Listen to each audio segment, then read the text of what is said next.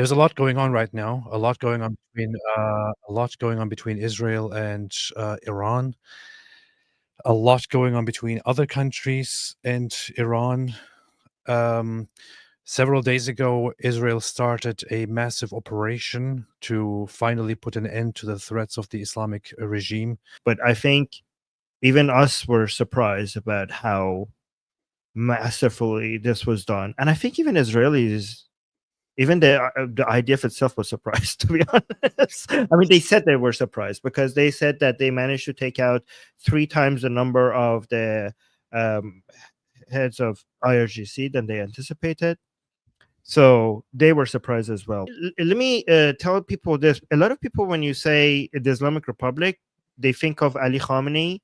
But when I think the Islamic Republic, I mostly think IRGC, right? So every single one of the top officers of the IRGC were taken out within a few hours after Israel moved into the aerial space of Iran. So basically that is a semi-toppling of the regime already. Iran has 2 main military units. One of them is the Artesh, the other one is the Sepah Pasdaran Jamhuri Islami, which is in English they call it IRGC.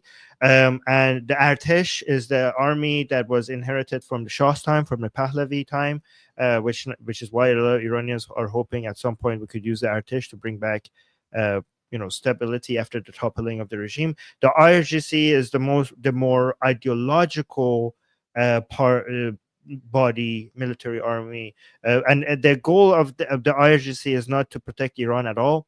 That's the goal of the Artesh, supposedly, but the IRGC is meant to export the revolution, is to protect the Islamic revolution, and to basically take over the world. And they control I think 2/3 of Iran's economy. So they're not just a military unit, they're everywhere. They control the media, they control the economy, they control everything, basically the politics. The IRGC is now more powerful than the office of the supreme leadership itself.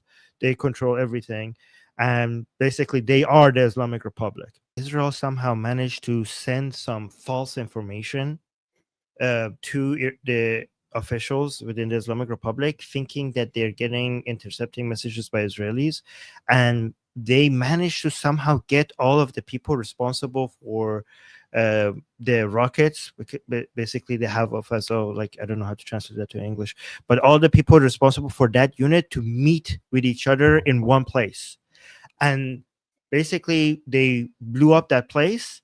And everybody responsible for all the main people responsible for controlling the missiles were basically dead all together.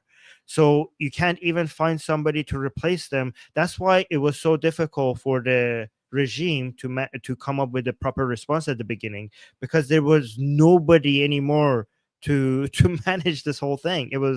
That's why, because even if they took one of the head, there were other people who could manage it, but they managed to get them all in one go.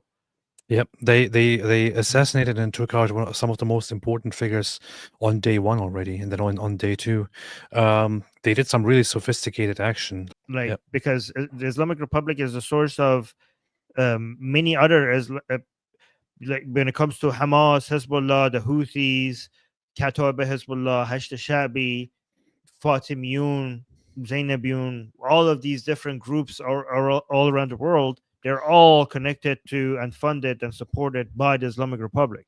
So the end of the Islamic Republic will be the end of all of these. So this would be, Israel is basically doing the whole world a favor by, going for the head of the octopus, and all the tentacles will fall once they target the eye directly. So this is amazing that this is happening.